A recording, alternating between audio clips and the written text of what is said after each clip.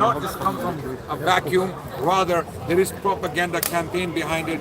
There is concerted effort to inflate hatred against one particular community here and focus on them so that attention from Palestine can be taken away and the genocide that's taking place is ignored. So the British people certainly become more interested in what's happening in Britain. Immigration. We say the same thing. We, the Muslims, are saying the same thing. Control immigration. If you open the gates of Britain, what are you going to do? What's going to happen? Half of Africa will be here. Have controlled immigration. No country on the planet can open the floodgates of immigration into its house or into its territory, because what's going to happen is you're going to get all sorts of people coming in who will cause problems here, right? So no one is for, but the question is, this is not about immigration. All of this sham that has been created on media and on social media in particular, Elon Musk, who opened up all these accounts of racist thugs, drug addicts like Tommy Robinson, a drug addict, a cocaine addict. He caused riots here and then he went to Cyprus with his family to have a holiday. He's literally on a swimming pool on a bed and directing riots in Britain.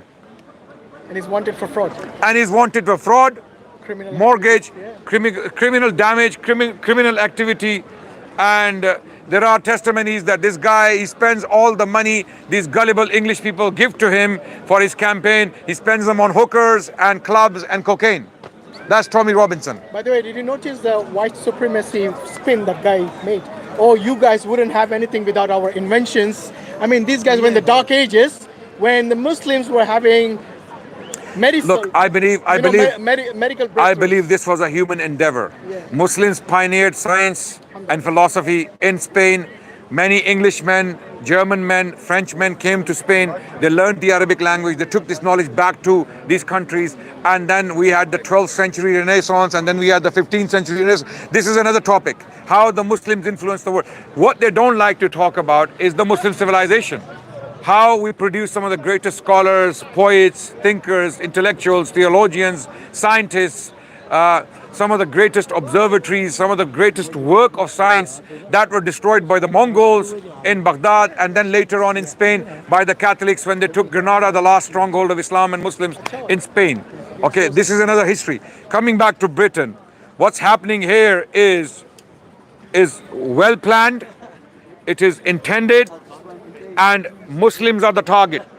Muslim community are the targets of this concerted effort to suppress, oppress, and to subdue our voice for the rights of the Palestinians.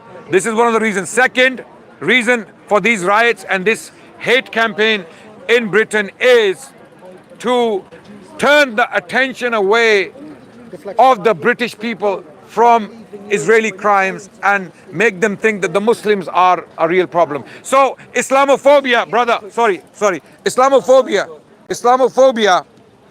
Islamophobia, it achieves many targets, many objectives, many objectives. Okay, sorry, when you talk, it disturbs me. I have to apologize. Yeah. Okay, no worries. So it achieves many objectives. What objectives? One, it keeps the Muslim population living in the West subdued, scared, in a state of fear, and they're not gonna come out and campaign for the rights of the Palestinians. They shouldn't have the rights other people have. This is the attempt. Second achievement from Islamophobia is that none of these Western masses will feel sorry for the Palestinians. When we blow up Palestinian children, when we rip them apart, when half-cut bodies are being pulled out of the rubble, these British masses, they will see these images and they, because of Islamophobia, because of the hatred for Islam and Muslims, they won't feel sorry for the Muslims. They won't feel any sympathy for them because we have taken away that sympathy. We have dehumanized the Muslims to the extent, oh, these are child groomers. They are rapists. Okay, they are terrorists. They are extremists. They are backward. They are misogynists. They hate women. They oppress women. All of these things are being put out on the media for a reason, so that sympathy for the Muslims is completely removed from the hearts and the minds of the Western audiences or Western people. I'm talking, when I say the Western people, I mean Germany, France, Britain, Italy, Spain, Australia, Canada, US. This is a concerted effort, global effort to demonize and dehumanize Muslims so that there is no sympathy left in the minds of people. And another benefit, Adnan, it's another important to achievement. mention that Yeah. when I know you spoke about the Islamophobes in particular. Yeah. But most of the people who are rallying for Palestine, the pro-Palestine, many of them are white Europeans. You know. Yes, and Alhamdulillah, this is all what around the scared. world, This is and what. Americans as well. This is what. This is what. Australia. This is what sent. This is what sent shivers down their spines, the spines of the First time in the Zionists. history. First time in the history of this country, such a large number of British people, white, English, British people, okay, even Scots and the Welsh and all those people put together, they came out to condemn the genocide of Palestinian people in Gaza. And this is why they came up with new plan. Okay, now turn the tide and turn it against the Muslims. Put so much hatred on Muslims that the British people forget about what's happening in Gaza and they start hating the Muslims and start rioting. So And what happened is like these people who actually were pro-Palestine rallies, not riots, they came with their children. They were all peaceful. Not a single police van burned or places of worship destroyed. Or they even had to deploy, riot police. Millions of them come, and it happened like every weekend. this road, Yes. Park Lane, All the way, Park there. Lane, over 1 million people marched. I was a witness. I was here myself. Over 1 million people marched from all backgrounds. We saw all colors, all races, all religions, all people walking here. 1 million people. Was there any violence? No violence, no burning, no rioting, no damage to anyone's shops or property. These thugs, these drug addicts, these racist thugs come out and they start burning and pillaging. And they are only a few hundred. So that's why those people out there who may think that this is what the British people are like, you're wrong. We know the good side of the British people. We have seen it. British people in general are some of the most noble and compassionate people in the world. We have seen their compassion. We have lived there for decades. I've been here for more than 25 years. Okay, we have seen nothing but good behavior and compassion. Don't mistake few thugs for the entire nation. Just like I would say, don't look at some Muslim thugs and think that all Muslims are like this. No, absolutely. You need to see those professors, those doctors, Muslims, those computer scientists, those consultants who are conducting, to just for the lighter note, Princess Diana fell in love with a Pakistani guy because he was a heart surgeon, right? So if you don't, I don't know if you've seen this movie, Diana. Yeah, it's a very moving story of Princess Diana. She actually went into this operation theater. She saw the guy doing his job. She fell in love with him. Okay, of course, she was single at the time. She needed a husband. The guy, he didn't want all that pressure. He said, please, we don't know what he was told or said. So the point I'm making is, these kind of people are working in hospitals. They are professors, they are doctors, they are engineers, they are contributing to the society here. Don't ignore them. They have given their lives and their blood and sweat to this country. Don't do this to them. Who have brought their families there, they have made Britain their home and they are contributing in a good way. Okay, don't use the bad examples to ignore and underestimate the efforts of all those great people, Muslims, from all backgrounds who have given their life and sweat. Immigrants, because without the immigrants, what would the All immigrants. I'm talking about Indians who are Hindus. I'm talking about all the Africans who are Christians who have come to this country. They have made a life for themselves. If someone is on drugs in a council state and you cannot make your life better, it's not the fault of a Nigerian doctor.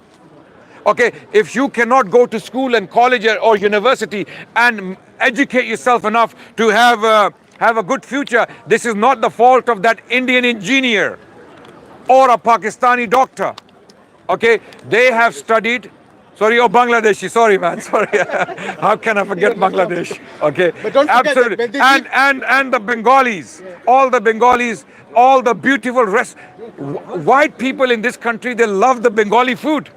They go to Bengali restaurants and it's so tasty. So So please try to understand. And also in the care homes. Yeah, When you leave your old parents in the care homes, who will be looking after them? Immigrants. Most likely 70% Immigrants. chances is an immigrant. Yes. But again, at the same time, we are not in favor of loose, uncontrolled immigration. No one is. That would be madness. You would have criminals coming in, committing crimes here, right? Immigration should be controlled. It should be vetted. It should be legal. People should be allowed to come in legally when they are needed. And there are many people who are bringing skilled labor into this country, right? They are bringing value to this country. NHS, the transport system, Yeah. you name it. And there's a beautiful thing here in Britain, right? So all those racist thugs working for foreign powers for their agendas to destroy their own country, you're not nationalists, you are not someone who loves your country, you are nothing but just a bunch of drug addicts, and you're doing it for fun, you're doing because you like violence, you like to get drunk and get hooked or high and then go commit violence. Yeah, okay. And I'm not going to say football hooligans because not all football fans are like that as well. There are few individuals who have this kind of mentality and they belong in jail. And kudos to the government for charging some of these people and putting them in jail. Anyone who behaves like this, put them in jail. Anyone who riots and breaks apart property and terrorizes people, communities, put them in jail. That's it. Kudos to the government. Kudos to the government for Speaker's Corner. Thank you. Absolutely. Thank you very much.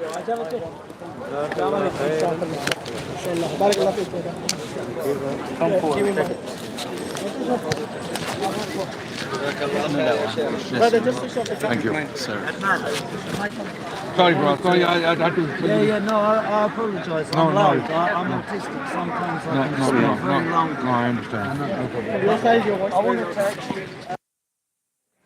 Next time,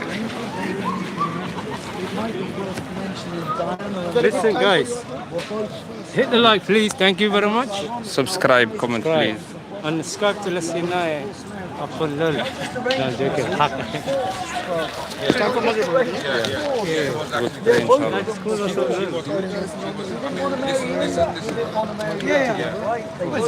Several jobs. It's not the masjid, you know? I think that some brothers probably praying down in the tree. You go from here. Is he back in London?